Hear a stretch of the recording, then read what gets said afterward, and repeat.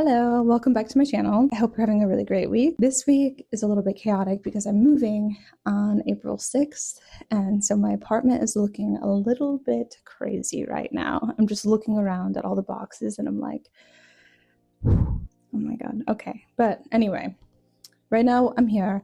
I'm back to film a video. I noticed that the last video was a little bit in and out of focus, so hopefully this video is going to be better, but this is going to be a very long video because we are opening up the discussion of finances. I'll just say this.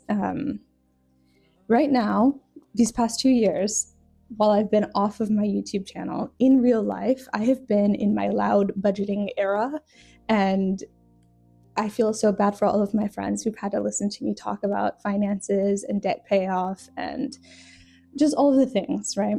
And I feel like, given the current economy, egg prices, I'm talking to you, things are just not getting any cheaper. It's more important now than ever to become financially literate. That's somewhere I really want to take this channel, is talking about finances. So in this video today, to kind of start all of this off, I figured this is the time to talk about student debt, introducing student debt, the different types of student debt. So then that way, if you do plan on taking out student debt, which the majority of us do take out student debt, then you kind of know what you're in for. At the end of the video, I will talk about my financial history, I guess, before PA school, during PA school, and present day. So if you're not interested in the explanation of my path to what I'm hoping will be financial freedom for me one day, then you don't have to watch that. It's going to be at the end of the video. But if you are interested just to see what all of this looks like in context, then stick around for the end. I will explain that. And in future videos, I probably will talk about budgeting and what that looks like and how to save money in PA school, because this is all stuff that I feel pretty passionately about, and I think it'll help a lot of people, or I hope it will help a lot of people. It would have helped me if I had seen somebody make a video about this stuff before PA school. That would have been really helpful. So this is going to be a very long video. I apologize in advance, but make yourself comfortable. It's going to be very information heavy, and I will try and maybe make like a summary of everything that I talked about and just post it below, so then this way you have something to refer back to. Keep in mind, I am not a financial advisor. There's a lot to learn here, and I'm not the end-all be-all resource on all things finances and all things student loans. So I just want to caveat with that. Take everything that I say and hopefully you find it helpful, but please do your own research at the same time. But anyway, so with that said, let's get into the video, shall we? So to start, the hard truth of the matter is that grad school in general, higher education in general, is not cheap, but a significant majority of us take out student loans. I found research that suggested 74 to 85% of students take out loans. If you're not taking out student loans and say your parents have set you up for higher education, for grad school, for college, give them a huge hug. And that's incredible. But for the majority of us, we're taking out student debt, myself was included. Taking your PA program will send you information on which student loans to take, what your options are. They'll instruct you to fill out FAFSA, and we'll get into that a little bit in this video. But the thing that I think I didn't appreciate, and I don't know if the majority of students appreciate, is that this is not monopoly money. This is not imaginary. It's not hypothetical. Like, this is something that will follow you. And this is something that you will have to pay off. And we will talk a little bit about student debt, repayment plans, and PSLF, and all of these things. I'll go into the statistics on that. When we sign to receive student loans, we have to understand and appreciate that that is now our responsibility. It sounds ridiculous, but like, really, I was just so excited to be in PA school, and I was like, okay, sure, I'll just sign wherever I have to sign, no big deal. I'll work this out later. It will pay for itself. And it's true that my PA degree and my career was an incredible investment. It is going to be the best investment I think I'll ever make in my entire life. And that is true. But still, I have to pay it back.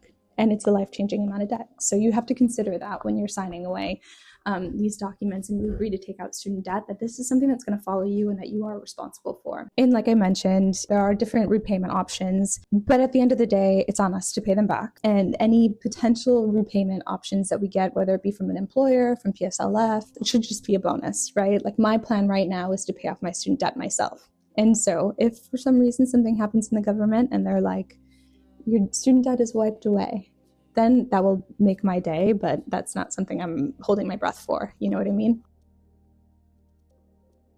So just a general overview, the cost of a PA school obviously varies. I think my PA program was probably about 110, 114 in total, and that does not include living expenses or living costs. On average, PA programs range, based on my research, from $30,000 to $120,000. Some more though. I'm looking at a very specific PA school in the Southern California region.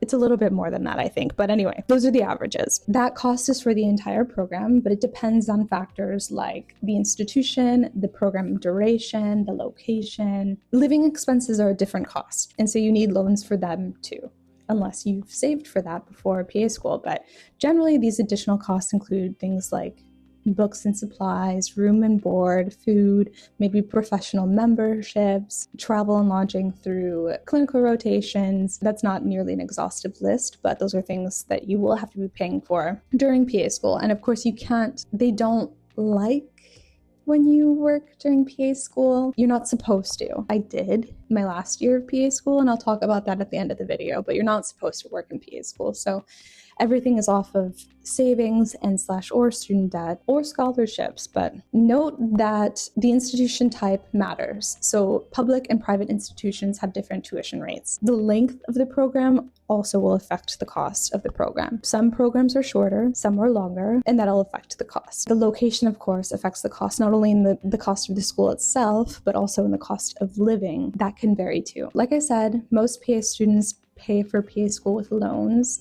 The average PA student, based on my research, has about $114,000 in student loans. We're talking 6 figures. So if you're working before PA school and you have quite a bit of time, I would recommend starting a sinking fund for PA school. Stash away cash in a high yield savings account. I can talk more about that in a different video, but you're going to want to start stacking cash away as soon as possible. I did not do that, so I resent myself and I'm learning the hard way, but it's okay. It's all right. We got here. It's fine. But if you have time, I would recommend doing that. And I would definitely get in the habit, especially if you're already living on your own, I would get into the habit of budgeting now if you aren't already doing it. Another way that people pay for PA school is through scholarships. And I will try and research some and link some below so that you can reference it. That was one thing I did not do, was apply for scholarships. If I can go back and apply for scholarships, I definitely would have done that too. A few of my classmates won scholarships. Some of them, I know one was about $3,000, like $2,000 to $3,000, which makes a difference. With student loans, there's two different types. There are private student loans and then there's public student loans. With the public student loans, you're going to be applying for that through a portal called FAFSA. I'll touch base on them in a minute. For right now, I'm going to go into the difference between private and federal student loans. So generally speaking, the interest rates are fixed and they're typically lower with the federal student loans or the public student loans. The federal loans are administered by the United States Government of Education, and they come with various repayment plans and potential loan forgiveness options. Like, for example, during COVID, all federal student loans were on, I think it was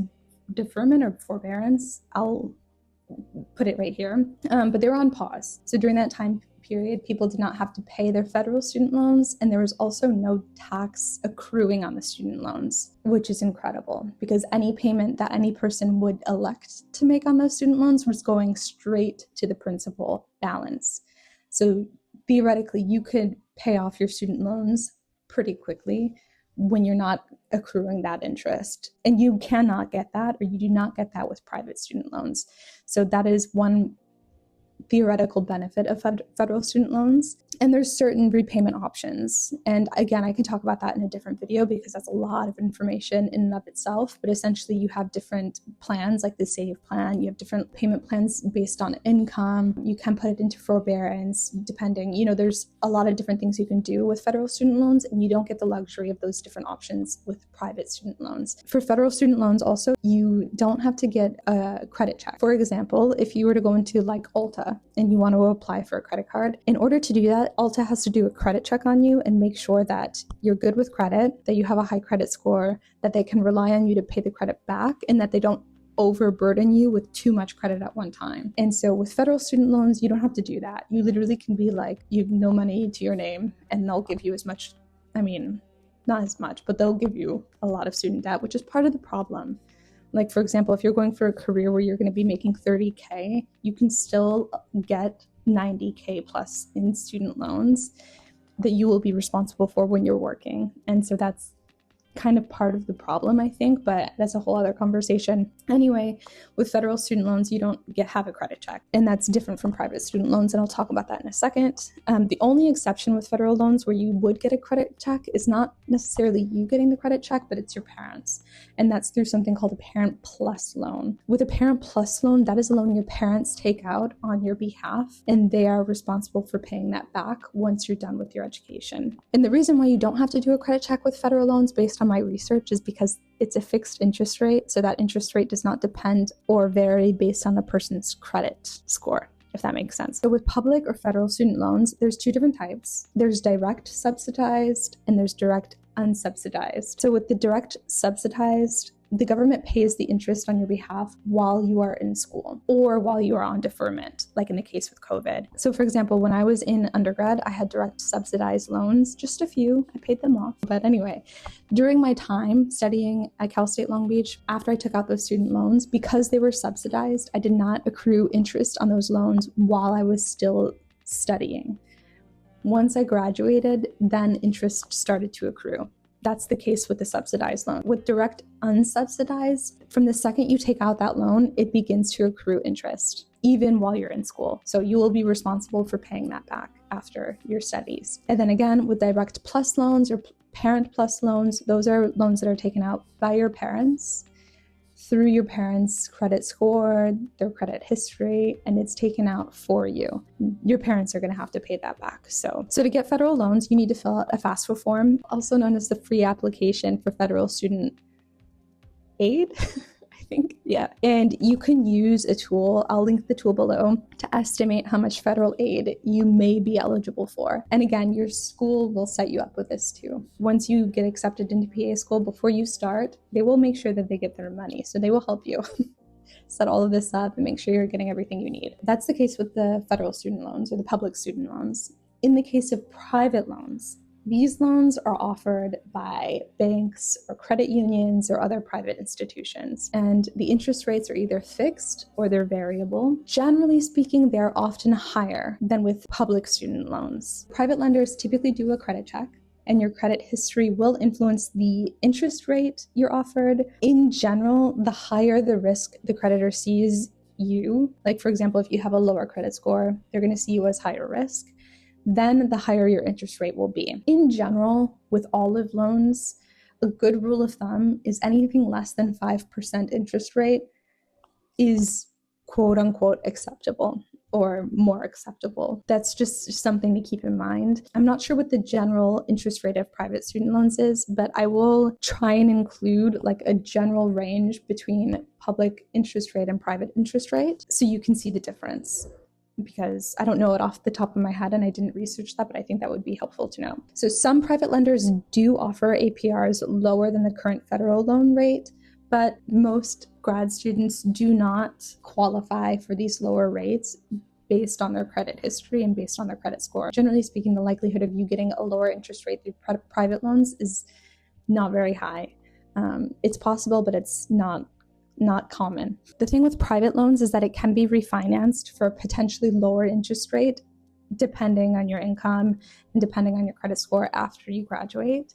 So for example, if you started out with a low credit score when you applied for these loans and you got a really bad interest rate, say 8%, 8 to 10%, theoretically when you're done with your studies, once your credit score is higher, you can refinance for a lower interest rate, hypothetically like a 3 or 4%.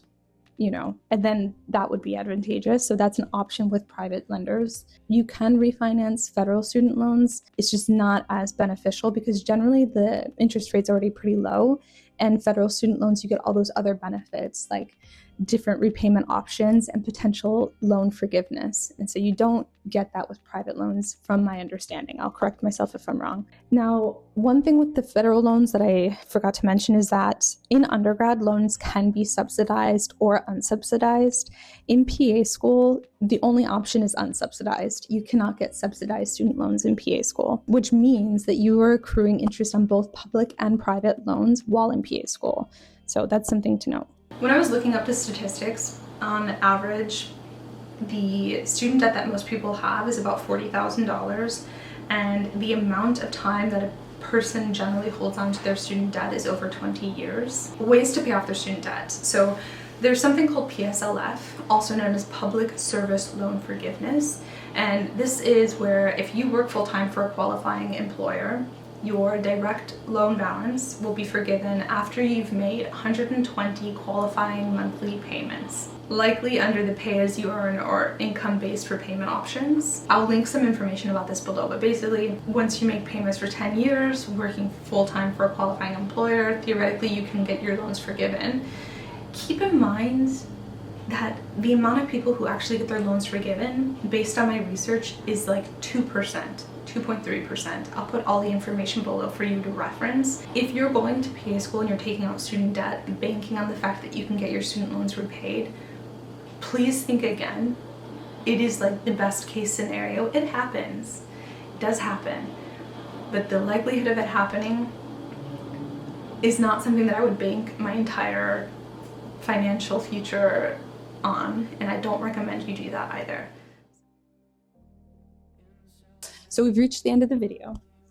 That's the general overview of public versus private student loans. Ask your schools, do your own research like we talked about, but I think it's a good, at the very least, hopefully a good starting out point to put everything into context a bit more. Now, if you've made it this far in the video, thank you so much. I really, really hope that you found it helpful. I did quite a bit of research to put all this information together, and I hopefully presented it in a way that's very accessible to you. If you did like this video, please take a moment, like this video, comment if you did find it helpful.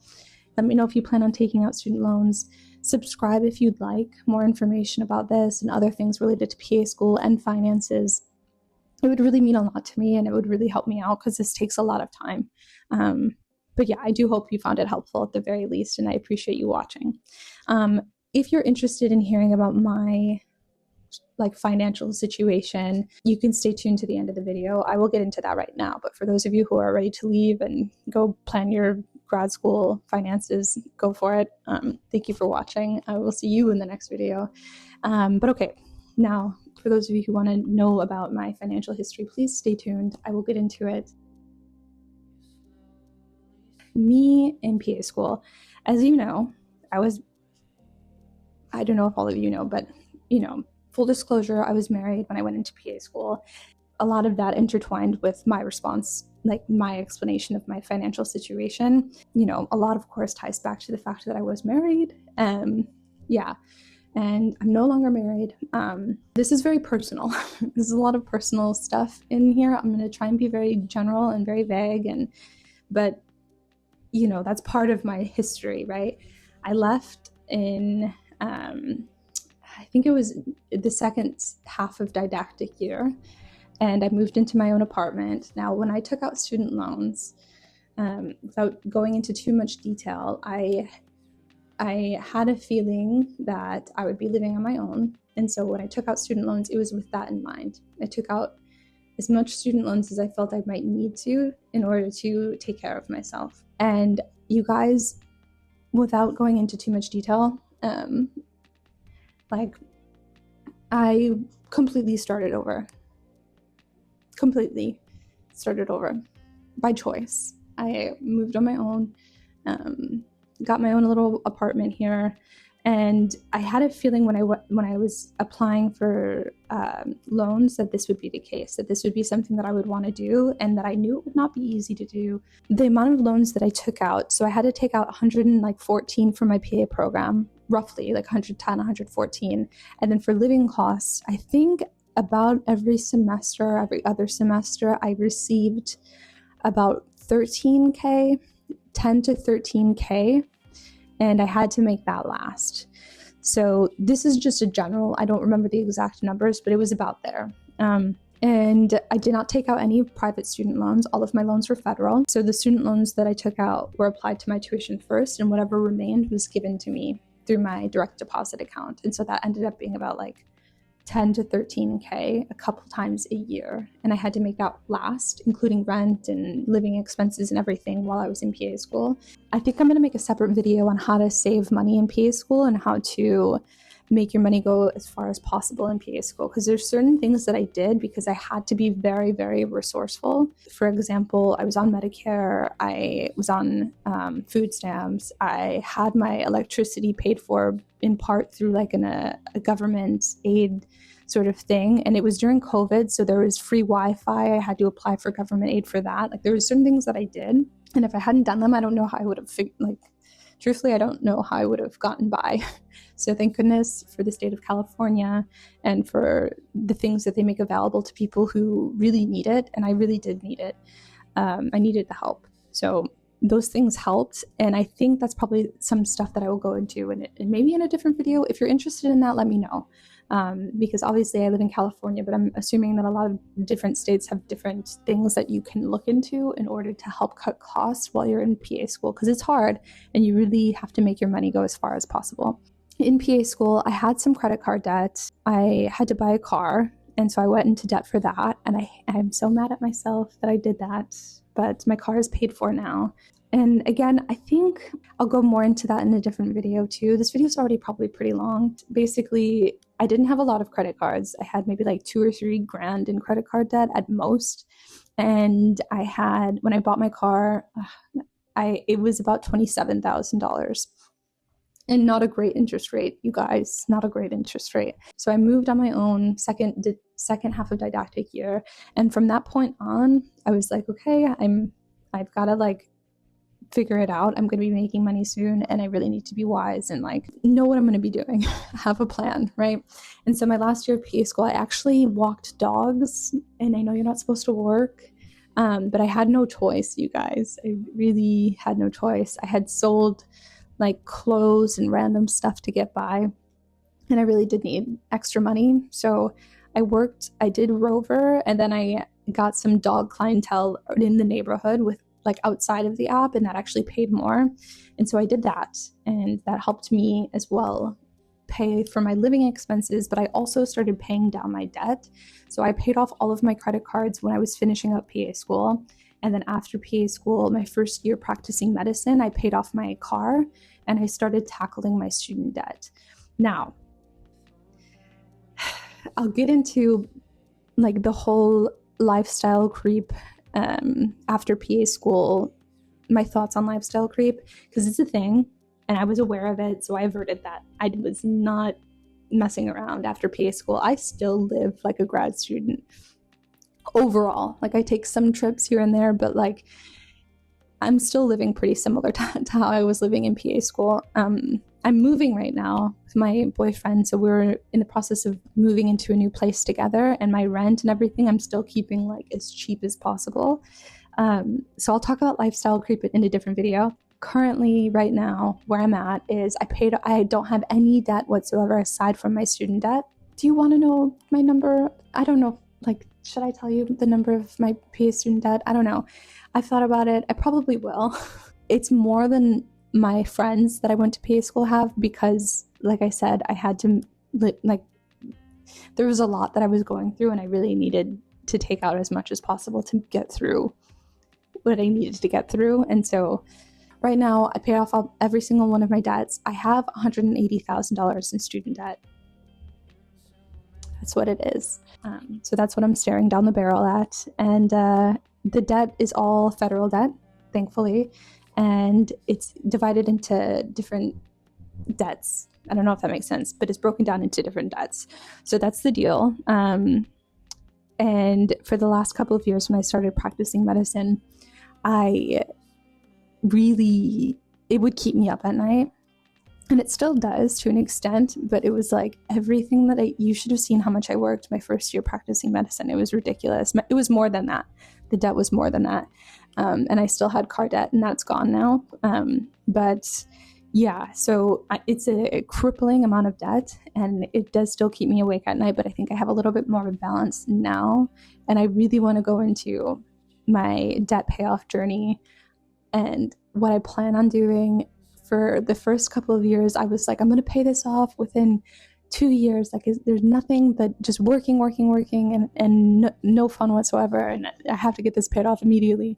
And I think I've like loosened up a little bit, because I realized that one day I'm going to be 80 years old, and I don't want to I'm not going to be like, I wish I worked more and I wish I paid down my debt faster. I'm going to be like, I wish I enjoyed life a little bit more and was easier, like a little less hard on myself. I know that talking about finances is taboo, talking about numbers is taboo, talking about debt also taboo, but I think it's really important. Yeah, so I think I'm going to go into it a little bit more in the future, but that's what I'm looking at, and that's kind of my story. So right now I'm investing a little bit, I'm paying off my student debt, I'm budgeting, and I really want to make more videos about that in the future. So if it's something you're interested in, let me know. To be honest, I'm probably going to make it one way or the other, but if you're interested, then I'd recommend maybe considering subscribing. Let me know if there's anything regarding finances that you're interested in particular, like paying off debt, different methods that I use, different budgeting tools that I used. Like right now I'm doing a sinking fund, like cash stuffing envelopes for sinking funds. I have a savings and a high yield. Like I have it kind of mapped out in a way that really works for me. And maybe by talking about it, I can help you guys out too. Other things that I want to end on: tips to pay off student debt. And again, maybe that should be a different video, but avoid inflating your lifestyle once you're out of PA school. That's probably the biggest one. Budgeting, which again, I think I'll make more videos about in the future. You can do the military, you can do NHSC, and I'll put more information about that below. You can look up scholarships, and I did not do that. That's something that I wish I had done, but I'd recommend looking into it at the very least. Your employer, so when you get hired or when you're doing your contract with your employer, you can talk about, potential loan repayment options. It's worth asking at the very least. But overall, with student loans and with any loan in general, it is ultimately your responsibility to pay it back. So hopefully this video has helped you. Hopefully it's helped put into context the student loan zeitgeist, I guess. But anyway, if you found this video at all helpful, please let me know your thoughts. Let me know if there's anything that I talked about or touched on that you have questions about, because there's a lot of information, and I'll leave it there for now. Thank you so much for watching. I really appreciate it, and I will see you in the next video. Bye.